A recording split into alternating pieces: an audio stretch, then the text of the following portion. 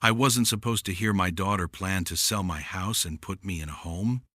But sometimes the universe makes sure you're standing in exactly the right place at exactly the wrong time. And that betrayal became the clearest decision of my life. Before we continue, please subscribe to the channel and let us know where you are listening in the comments. This helps us grow and share more stories that hit hard. I was in the garage, just putting away some tools after fixing the loose board on the back deck, the one I'd noticed 3 weeks earlier when I was out there having my morning coffee. That's what you do when you've built something with your own hands. You notice when it needs attention. You fix it before it becomes a problem. Their voices carried through the open window above the workbench, clear as a bell. My daughter Rebecca and her husband Marcus, having what they thought was a private conversation in my kitchen, in the house I'd built 32 years ago. Every beam, every corner, every careful decision about where the light would fall in the morning. "I just think it's time we had this conversation," Rebecca said. Her voice had that practiced sympathy in it. The tone she used with difficult clients at her law firm. "He's getting older, Marcus. And honestly, this house is too much for him." I stood very still, hammer in my hand. 73 years old, and I'd just spent 2 hours repairing a deck in August heat. But sure, too much for me. "What are you suggesting?" Marcus asked. I could hear the careful neutrality in his voice. He knew where this was going. "I'm saying we need to start making plans. He should really be in a community, somewhere with support. And this house, it's just sitting here. We could use the equity to help with the kids' college funds. Emma starts at Northwestern in 2 years. That's $60,000 a year, Marcus." The hammer felt heavy suddenly. Or maybe my hand just forgot how to hold it. "You want to put your father in a home and sell his house?" Marcus said it slowly, like he was testing the words, seeing how they sounded out loud. "It's not like that," Rebecca said quickly. "It's about being practical. He's alone here. Mom's been gone 4 years. He rattles around in 4 bedrooms. And those stairs, Marcus, those stairs are dangerous for someone his age. What if he falls? What if something happens and nobody finds him for days?" I'd climbed those stairs that morning, same as I'd climbed them 11,000 times before. 16 steps. I'd counted them when I built them. Made sure the rise was exactly 7 inches, code perfect, safe as stairs could be. "Have you talked to him about this?" Marcus asked. "Not yet. I wanted to discuss it with you first. But I'm thinking we invite him over for dinner next week. Make it nice. Ease into it. He trusts my judgment. He always has." That part was true. I had trusted her judgment. Past tense felt appropriate now. I set the hammer down carefully, didn't make a sound, walked out of the garage, through the side door, got in my truck, drove to the diner on 5th Street, and ordered coffee I didn't drink. Just sat there for 2 hours, watching the light change, thinking about trust. About what it means when the person you raised decides you've become a problem to solve. The thing about betrayal is, it doesn't always announce itself with shouting. Sometimes, it comes in soft voices, practical tones, concern that sounds almost real. I'd paid for Rebecca's entire education. State school would have been fine. She'd wanted private. Northwestern, actually. Same school she was worried about affording for Emma now. $147,000 over 4 years. I'd taken out a second mortgage. Worked overtime at the firm for 6 years straight, designing buildings for other people while putting off repairs on my own house. Then law school. Another $90,000. "Just help me with this, Dad," she'd said. "I'll pay you back once I'm established." She never did pay me back, and I never asked. That's not why you help your kids. You help them because you want them to have better than you did. You want them to start their adult lives without debt crushing them. Free to make choices. I'd helped with the wedding too. Marcus came from money, but somehow it still fell to me to cover the venue. $32,000 for one day. Rebecca had cried when I told her I'd handle it. Happy tears. "You're the best father anyone could ask for," she'd said. That was 7 years ago. I'd helped with the down payment on their house. $50,000. "Just a loan, Dad. We'll pay you back within 5 years. That was 5 years ago. Never saw a dollar of it. Never mentioned it either. I'd watched their kids every Tuesday and Thursday for 3 years when they were both building their careers. Picked up Emma and Jackson from school. Helped with homework. Made them dinner. "You're a lifesaver, Dad," Rebecca always said. "We couldn't do this without you." Apparently now, they could do it just fine. Better, even. With my house sold and me tucked away somewhere with support, the coffee had gone cold. The waitress, Linda, she'd been working there for 20 years. She knew me, knew my order, knew something was wrong. "You okay, Tom?" she asked, refilling the cup I hadn't touched. "Just thinking," I said. "Dangerous activity," she said with a smile. But her eyes were kind, concerned. "Linda, can I ask you something?" "Shoot. If you did everything right, raised your kid the best you could, gave them everything you had to give, is it wrong to expect them to at least want you around?" She was quiet for a moment, set the coffee pot down, slid into the booth across from me.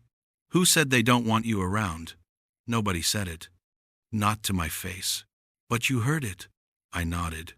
She reached across the table, patted my hand. "Tom, I've known you 15 years. You're in here every Sunday morning. You tip 20%, even on a $4 coffee. You ask about my granddaughter's soccer games. You fixed my porch light that one time. Wouldn't take a dime. Whatever you heard, whoever said it, they're wrong about you." "Maybe I'm just old," I said. "You're 73, and you still do your own home repairs. My ex-husband is 68 and can't figure out how to use the TV remote. Age isn't the problem here, Tom. Gratitude is." I drove home as the sun was setting. The house looked the same as always. Solid, well-maintained. The garden beds I'd weeded last weekend. The shutters I'd repainted in June. The roof I'd replaced 5 years ago. One summer of weekends. Because I could do it myself and save the $12,000 the contractors wanted. Rebecca's car was gone from the driveway. They'd left.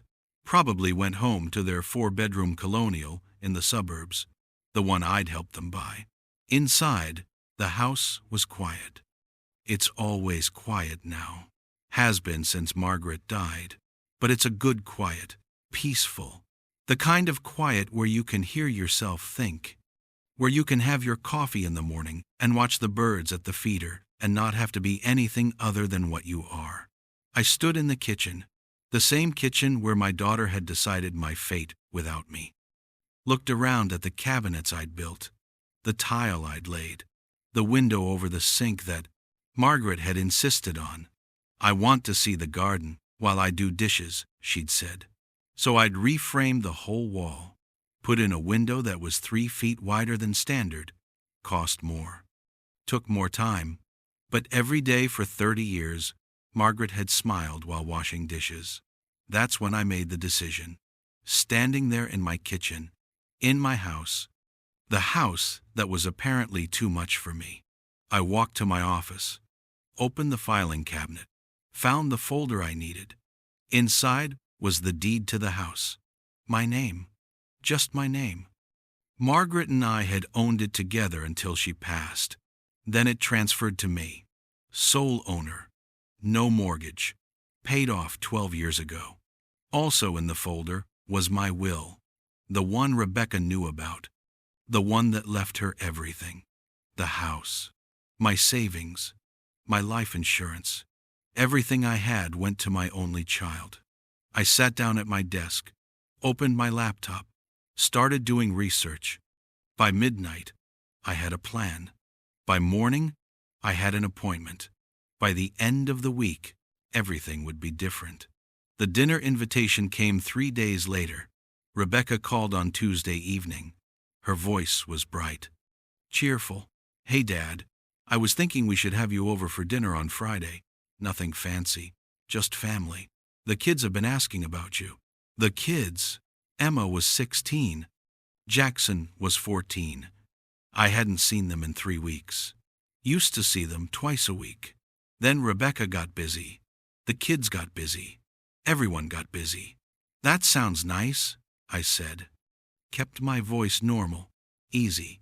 "Great. Come around 6. Oh, and Dad? Wear something nice. We're going to make it special." Special, right. Special like a going-away party. A farewell dinner before shipping me off to the support community. Friday came. I put on a button-down shirt, clean jeans, my good shoes. Looked at myself in the mirror. 73 years old. Gray hair but still thick. A few more lines around the eyes. Hands that were strong and steady. Back that was straight. Mind that was sharp. Too old to manage stairs, apparently. I drove to their house, the one in Riverside Estates. Big houses, big lawns, big mortgages. The neighborhood where everyone had made it. Where success was measured in square footage and the quality of your kitchen appliances. Rebecca opened the door before I could knock. She was wearing a dress. Rebecca never wore dresses at home. This was staged. Rehearsed. "Dad, come in, come in." She hugged me, held on a little too long, like she was already saying goodbye. The house smelled like pot roast. My favorite, Margaret's recipe. Rebecca had asked for it years ago, made it maybe twice. Now, suddenly, it was on the menu. Marcus shook my hand. "Good to see you, Tom." The kids were in the living room, both on their phones. They looked up, waved, went back to their screens. "Dinner's almost ready," Rebecca said. "Why don't you sit down, Dad? Can I get you something to drink? Wine? Beer?" "Water's fine," I said. I sat in the living room, looked around. Nice furniture, expensive art on the walls. The kind of art that's bought to impress, not because anyone actually likes it. Everything matched. Everything was coordinated. Everything was perfect and cold, and nothing like a home. "So, Dad," Rebecca said, sitting across from me. Marcus stood behind her. "United Front. We wanted to talk to you about something. We've been thinking a lot about your situation." "My situation," I repeated. "You're alone in that big house, and we worry about you. Those stairs, the maintenance. It's a lot for one person." "I manage fine," I said. "We know you do. You're incredibly capable. But Dad, you're 73. And we just think maybe it's time to consider some alternatives. There are wonderful communities now. Active adult living. You'd have people around. Activities. Support if you need it. You want me to move into a retirement home?" Rebecca flinched at the word. "It's not a retirement home. It's a community. Independent living. You'd have your own apartment, but there would be people around. Meals provided if you want. Social activities. And my house?" She exchanged a glance with Marcus. "Here it comes." Well, we thought, if you did decide to make this transition, it might make sense to sell the house. Use that money to pay for the community. And honestly, Dad, it would help us too. College is coming up for Emma, and Jackson right behind her. We're trying to plan ahead, be responsible. Responsible? That was a good word. I'd been responsible my whole life. Responsible for my family, my wife, my daughter, my grandchildren. Responsible for making sure everyone else was taken care of. "Have you looked at any places?" I asked. Her face brightened. She thought I was agreeing. "Actually, yes. There's a wonderful place about 20 minutes from here. Sunset Gardens. I picked up some brochures. Want to see? She handed me a glossy folder.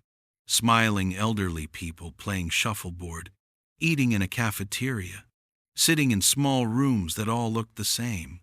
I flipped through it slowly. Let her think I was considering it. It looks nice, I said. It is nice. And Dad, you'd be so much closer to us. You could see the kids all the time. All the time. Like the 3 weeks I hadn't seen them. That kind of all the time. Can I think about it? I asked. Of course. Take all the time you need. Well, not all the time. These places fill up fast. But a few weeks. We just want you to be safe and happy, Dad. Dinner was awkward. Rebecca tried too hard, asked too many questions, laughed too loud at things that weren't funny. Marcus was quiet. The kids ate fast and asked to be excused. Went back to their phones. I helped clear the dishes. Old habit. Oh, Dad, you don't have to do that, Rebecca said. I know, I said. But I did it anyway. Stood at her sink. The one that didn't look out on anything except the neighbor's fence. Washed plates I hadn't wanted to eat from. When I left, Rebecca hugged me again. Think about it, okay? We love you, Dad. We just want what's best for you. I drove home, parked in my driveway, sat in the truck for a few minutes, looking at my house. The house that was too much for me. The house that was really just equity, just money, just a solution to someone else's problem. Inside, I made a phone call. The one I'd been planning since Tuesday. Robert? It's Tom Mitchell. Yes, I'm sure. I want to move forward. Tomorrow? That works. I'll see you at 9. I slept well that night. Better than I had in days. Because I'd made a decision. And once you make a decision, really make it, there's a peace that comes with it, a clarity. Saturday morning, I met with Robert Chen at his office. Robert was an estate attorney. We'd worked together years ago on a commercial project. He'd designed the legal structure. I'd designed the building. We'd stayed in touch. Christmas cards. The occasional lunch. Tom, good to see you, he said, shaking my hand. Though I have to say, your call surprised me. You're sure about this? Completely sure. This is going to have significant implications. You understand that? I do. And you're certain this is what you want? I looked at him. Robert was 60. Sharp. Honest. He wasn't asking because he doubted my mental capacity. He was asking because he wanted to make sure I'd thought it through. Robert, I built that house with my own hands. Every decision, every detail, every improvement over 32 years. It's mine. And I get to decide what happens to it. Not anyone else. Me. He nodded. Okay then. Let's do this. We spent 3 hours going over paperwork, documents, options, strategies. By noon, everything was in motion. This will take about 2 weeks to finalize, Robert said. And Tom, I think you're doing the right thing. For what it's worth. It's worth a lot. I said. I spent the next 2 weeks in a strange state of calm.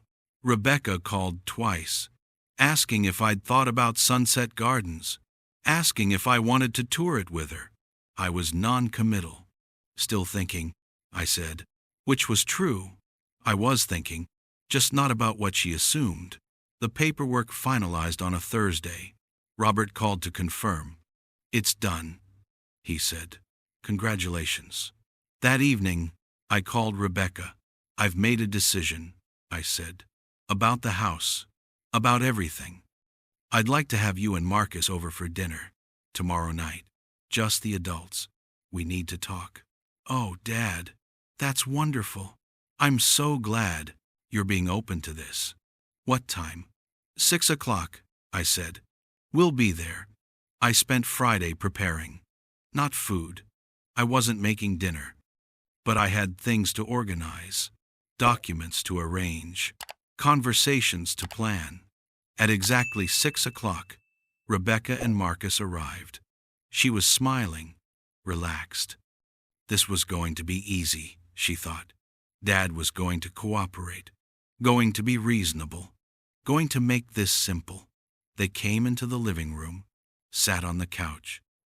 The one Margaret and I had picked out 23 years ago, still in perfect condition because I'd taken care of it, conditioned the leather, fixed the spring that came loose, maintained it, like I'd maintained everything. So, Rebecca said, leaning forward, "You've made a decision?" "I have," I said. "But first, I want to show you something." I handed her a folder, a thick one. "What's this?" she asked. "Open it." She did, started reading. Her expression changed. Confusion first, then understanding, then something that looked like panic. "Dad, what is this?"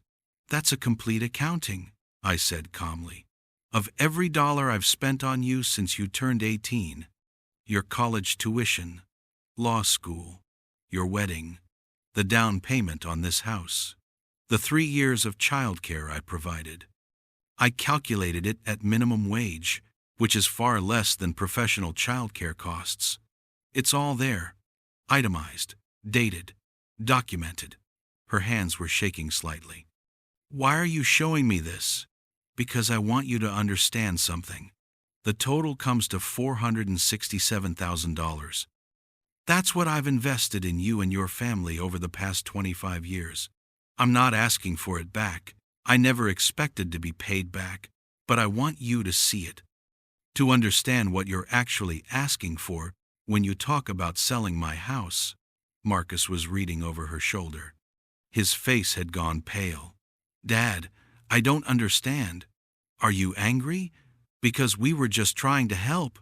"I heard you," I said quietly. "That day, in the kitchen.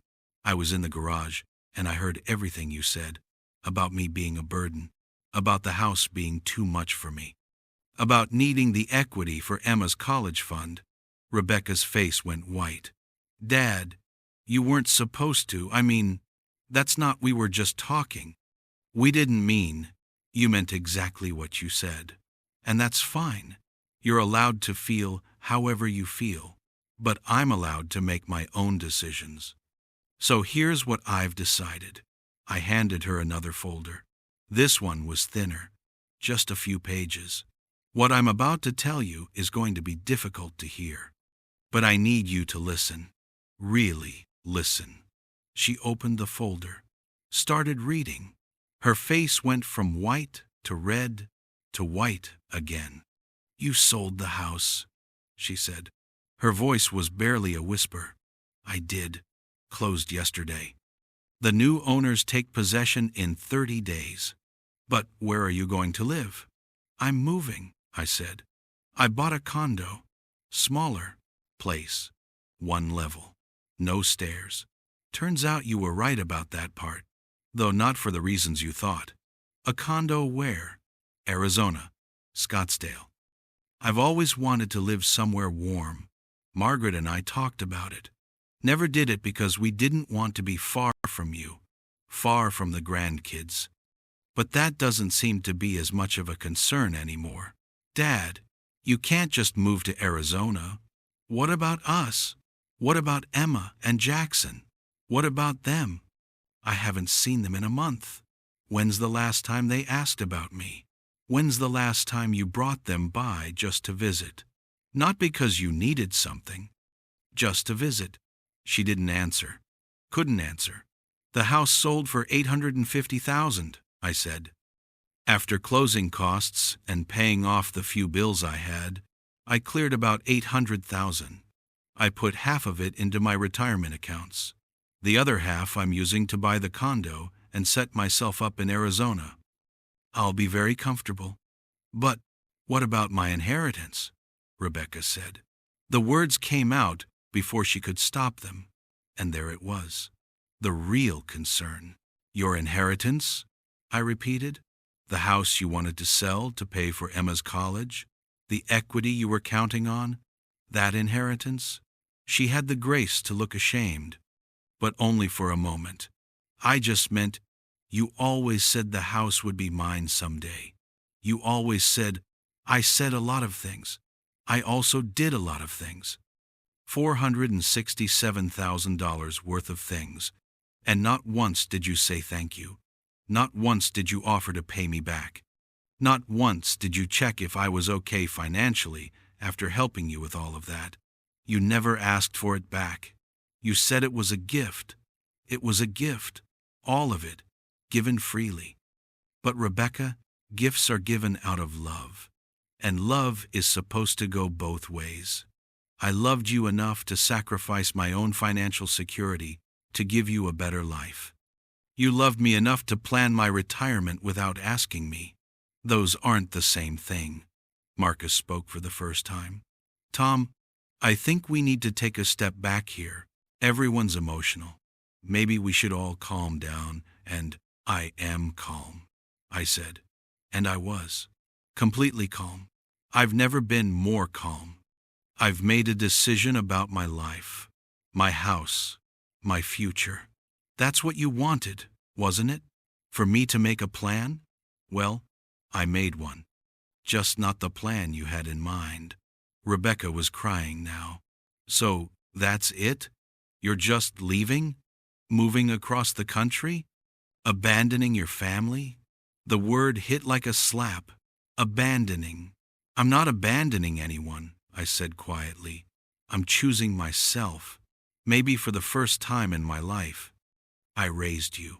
I supported you. I gave you everything I had to give. And when I needed you to just want me around, not for what I could provide, but just because I'm your father, you saw me as a problem, as an inconvenience, as equity. That's not fair. Fair? You want to talk about fair? I'll tell you what's not fair. Working overtime for 6 years to pay for your dream school. Taking out a second mortgage at 55 years old. Postponing my own retirement so you could start your career without debt. Spending 3 years raising your children so you could build your practice. And then overhearing my own daughter call me a burden. The room was silent except for Rebecca's crying. I loved you enough to give you everything, I said. You loved me enough to plan my future without me. We have different definitions of love, Rebecca. And I'm too old to keep pretending we don't. I stood up, walked to the door, opened it. I'm leaving in 3 weeks. I'll send you my new address once I'm settled. You're welcome to visit. But you're visiting me in my home, my space, my choice. Not because I need taking care of, but because you want to know me, want to spend time with me. If you can't do that, if you can't see me as anything other than an aging problem to solve, then maybe some distance is exactly what we need. They left. Rebecca was still crying. Marcus had his arm around her. Neither of them looked back. I closed the door, stood in my living room. The house was quiet again. But this time the quiet felt different. Not lonely, not sad, just peaceful.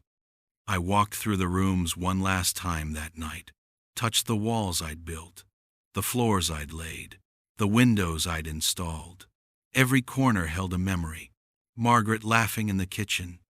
Rebecca taking her first steps in the hallway. 32 years of life lived in these spaces. But a house is just wood and nails and drywall.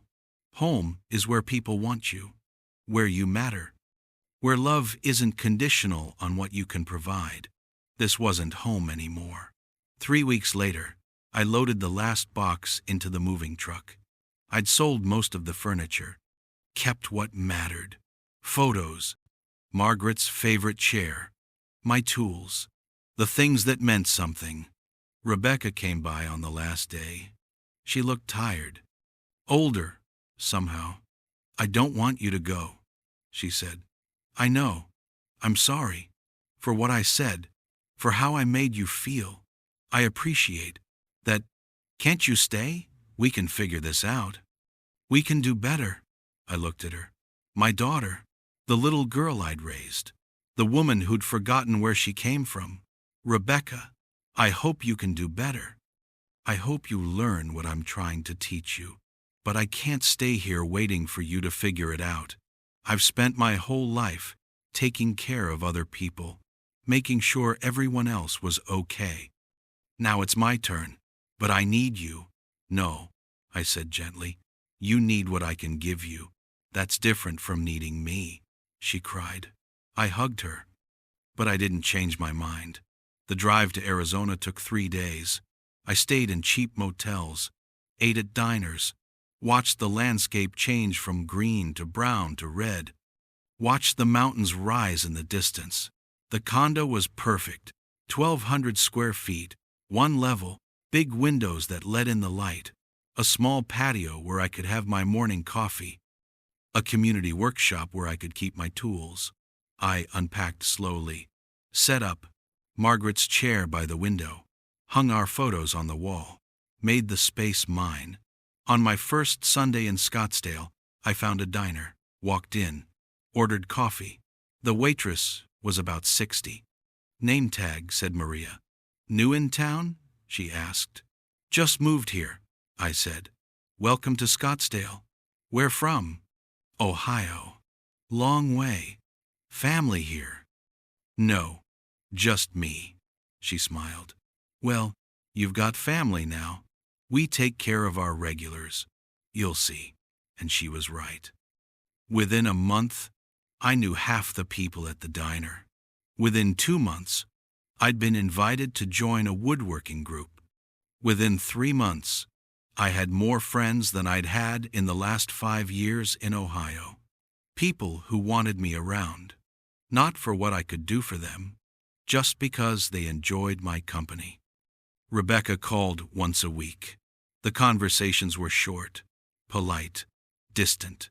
She told me about the kids, about work, asked how I was settling in. I answered honestly, told her about the woodworking group, the hiking I'd started, the peace I'd found. She never asked to visit. I never invited her. 6 months after I moved, I got a letter from Emma, my granddaughter. Dear Grandpa, it said. Mom told me what happened, why you left. I've been thinking about it a lot.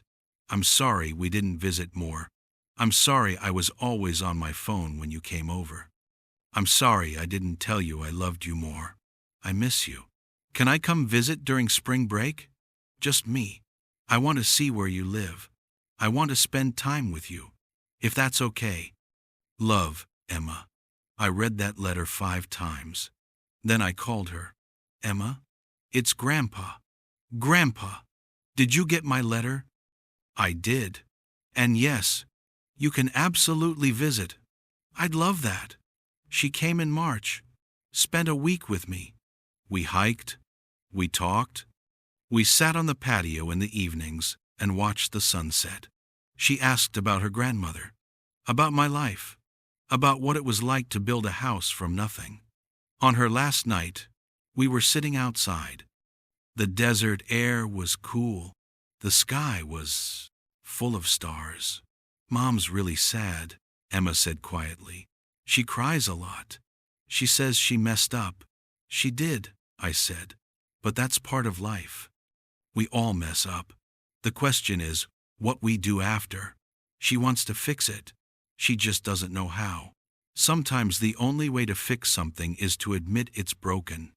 Really admit it. Not just say sorry because it's what you're supposed to say, but understand what you did wrong and why it hurt. Have you forgiven her? I thought about that. I'm working on it. Forgiveness isn't something you do once. It's something you do every day. Choosing not to hold on to anger. Choosing to let go. But Emma, forgiveness doesn't mean forgetting. And it doesn't mean going back to how things were. Sometimes love means having boundaries. Sometimes it means protecting yourself. She nodded. wise beyond her 16 years. I'm glad you're here, she said. I'm glad you chose yourself. Me too, sweetheart. Me too. She went home. But she came back. Summer break, Thanksgiving. She called every week, really called, to talk, to share her life, to be part of mine. Jackson came the next summer, quieter than his sister, but curious. Asked if I could teach him woodworking. Spent 2 weeks learning how to use tools, how to measure twice and cut once, how to create something with your own hands. Rebecca never visited. But the calls got longer, more honest. She told me about therapy, about the work she was doing, about realizing how much she'd taken for granted. I don't know if you'll ever forgive me, she said one night, a year after I'd left. But I want you to know I understand now. What I did, what I asked you to give up, how I made you feel. I understand, and I'm sorry, really sorry. I appreciate that, I said. Can I come visit? I want to see where you live. I want to spend time with you. Not because I need something, just because you're my dad, and I miss you. I was quiet for a moment, thinking, feeling. Yes, I said. Finally, you can visit. She came in October. Just her. We were awkward at first. Too polite, too careful. But slowly, over 3 days, we started to find our way back to each other. Not to who we were, that was gone, but to who we could be now. On her last morning, we sat on the patio, having coffee, watching the sun come up over the mountains. This place suits you, she said. You seem happy. I am happy. I'm glad. You deserve to be happy. So do you, Rebecca. She was quiet for a while. Then she said, I've been thinking about what you said, about love going both ways, about gifts and gratitude. You were right, about all of it. I took you for granted. I saw you as a resource instead of a person, and I'm ashamed of that. We all make mistakes. This was more than a mistake, Dad. This was a pattern. Years of not seeing you, not appreciating you, not understanding that you had needs too, that you had dreams too, that you weren't just my father. You were a person with your own life. I reached over, took her hand. You're learning. That's what matters. You're teaching Emma and Jackson something I couldn't teach you. You're showing them that it's never too late to change, to grow, to be better. She squeezed my hand. Thank you for not giving up on me. You're my daughter. I'll never give up on you. But Rebecca, I also won't go back to being invisible, to being taken for granted. I love you, but I love myself too now. And that has to be enough. It is enough, she said. More than enough. She left that afternoon, hugged me at the airport, held on tight. I love you, Dad. I love you too. I drove back to my condo, pulled into my parking spot, walked through my door, looked around at my space, my life, my choice. The house I'd built in Ohio was gone, sold to a young family. They'd sent me a photo, their kids playing in the yard, the same yard where Rebecca had played 30 years ago. Life continuing, moving forward. But I'd built something else. Something more important than walls and floors and careful measurements. I'd built boundaries. I'd built dignity. I'd built a life where I mattered, not for what I could provide, but for who I was. That evening, I went to the diner. Maria brought me coffee without asking. Sat down across from me for a minute. You look good, Tom, she said. Happy. I am happy. Family doing okay. They're learning, I said. We're all learning. She patted my hand, stood up, went back to work. I sat there for a while, coffee getting cold, watching people come and go, listening to the sounds of life happening around me. My phone buzzed. A text from Emma. Love you. Grandpa, can't wait for Christmas. I smiled. Typed back, love you too, sweetheart. Can't wait.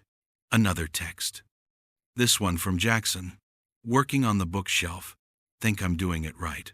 Wish you were here to check it. I called him, walked him through the steps. Heard the pride in his voice when he figured it out. That's legacy, I thought. Not a house, not money, not things left behind, but knowledge passed down, love given freely, boundaries respected, dignity maintained. I'd spent 73 years learning that lesson. Better late than never. The sun was setting when I walked home. The desert sky turning pink and orange and purple. Beautiful, peaceful, mine. I made dinner. Sat on the patio. Raised a glass of wine to the empty chair beside me. We made it, Margaret, I said quietly. Different than we planned. But we made it. The stars came out, one by one, filling the sky with light. I sat there for a long time, feeling the cool air, hearing the quiet, being exactly where I was supposed to be, not because someone else decided it, but because I chose it. And that made all the difference. If you like this story, please like it, subscribe to the channel, and share your impressions in the comments. To listen to more stories, click on the window on the right. Thank you for watching.